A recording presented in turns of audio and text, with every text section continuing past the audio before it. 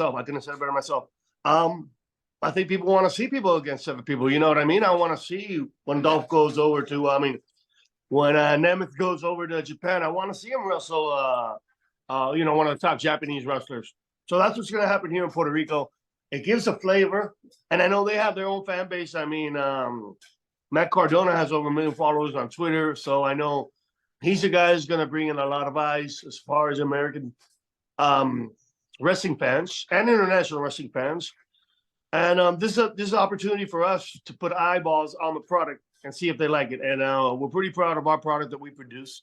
I won't be wrestling on this event. I'll be a special referee. But it's a good thing because I don't have to. I'll be running the show. I'll be the director of operations, if you will. So I will be behind scenes. I'll be in front of the scenes, and I'll steal the camera here or there. Yeah. And you could have a bit to say, Eddie, if things aren't to your liking, I imagine, throughout the event, but we'll keep that hush-hush. And I'll wait. Yeah, I suppose, Eddie, in terms of, we mentioned Puerto Rico, and we mentioned the sort of the lucha libre, the Latino sort of vibe in wrestling. It's renowned as sort of high-flying, adrenaline, all sort of action. The matches have a really quick tempo and a pace to them. Is that what we're going to see on this event? We're going to see really matches that go 100 miles a minute? No. You might be mistaken. Puerto Rico wrestling with Mexican wrestling. Yeah. No. Both speak Spanish, but the lucha style is a little bit different. I said ours was like more or less the 80s style, if you will. You know, we're a little more punch and kick and a little more rougher, a little more yes, if you will, a little more what's the word? Catch as catch can, if you will. Yeah, technical, yeah. So and you know, we never expect there to be blood, but chances are there is a table, ladders, and chairs match we have. So you're gonna get a little bit of everything. There's a mixed match. We have a female and a male going against female and a male. So we got a little bit of everything. And you have a real sort of renowned women's star coming over as well, Natalie Markova, and I think she's against Amazonia. Exactly, there you go.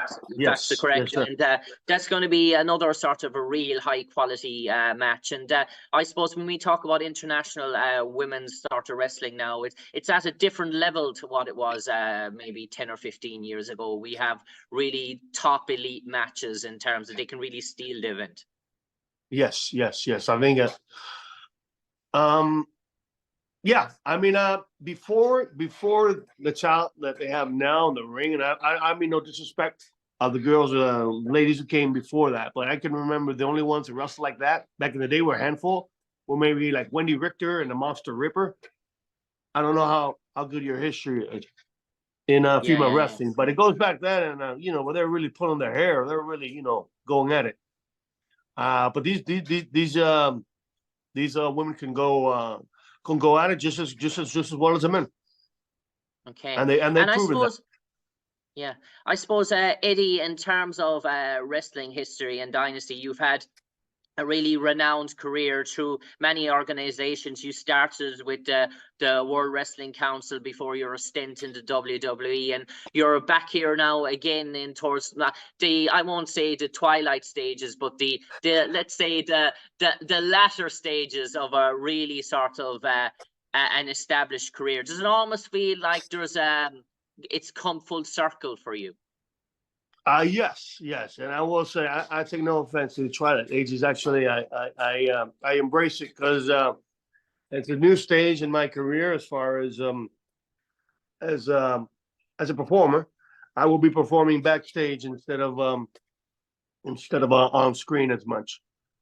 So yeah, I think the time went so fast, but it has gotten full circle, and you know, all I can say is what a hell of a ride. It's been a hell of a ride. I still got a couple more miles to go, but I can already see the end of the road, and I'm enjoying it as far as me being in the ring. But I think I'll always be a part. I'll always be involved in wrestling in some sense or capacity because it's just in my blood. It's hard to get rid of. It's like having a disease you can't get rid of. You know what I mean? In a good way. And I don't mean that it sounds despictive, but I don't mean it. No, I mean it. I said I love that it's running through my veins, and I'll be involved in wrestling somewhere, way, shape, or form. And I suppose, Eddie, Primo Colon, can you tell us about a bit more in detail about the match you were involved in? You're special referee. There's a championship on the line. It's in Intellectual 5 Estrella versus Chris Adonis. What do you expect? Do you expect it to be sort of fairly intense? And are you sort of expected to be kept on your toes throughout the contest? Well, I was the one that brought in Chris Adonis for Intellectual 5 Estrellas, because he's been the chairman for far too long. He beat my brother. This is before he signed WWE. He beat me. He's beaten a couple people, but I know he's just been lucky. He hasn't been that good. And he's going to have to prove himself against international talent, because that's what I'm going to bring him. If he wants to be the best, he's got to beat the best, and he's got to prove it January 20th. So my money is on Chris Adonis. Obviously, I might do a little influencing there in the ring, but you're going to have to see it to believe it. So on Twitter TV, I invite everybody, all the UK fans, and people in Ireland. I appreciate the support. And if you guys want to go ahead and watch a good show before you guys go to see a soccer game, check out our pay-per-view.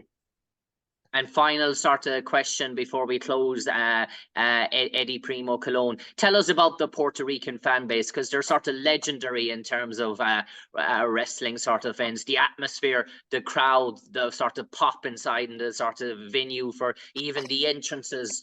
They even put like WrestleMania to bed sometimes in terms of the sheer magnitude, you know? There's nobody like us. I mean, as far as fans go, I think that's what makes us really. Puerto Rico has been around. This territory's been around for 50 years, and it's been great. But without the fans, we wouldn't have been one of the greatest.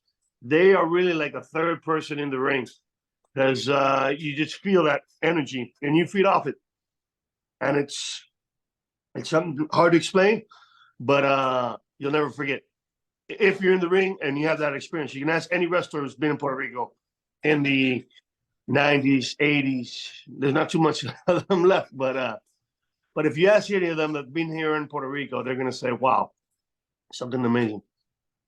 On that note, all that's left to say is from me, Jim Conlan, to you, Eddie Primo Colon. All the best on World Wrestling Council Euphoria 2024, live from Puerto Rico on January the 20th. You can stream it here in Ireland and UK on the Triller TV. An all-star cast. We have the most dangerous man, the most world-renowned free agent at the moment, Nick Namus versus Ray Gonzalez. The Caribbean Championship is on the line. Matt Cardona faces Xavier.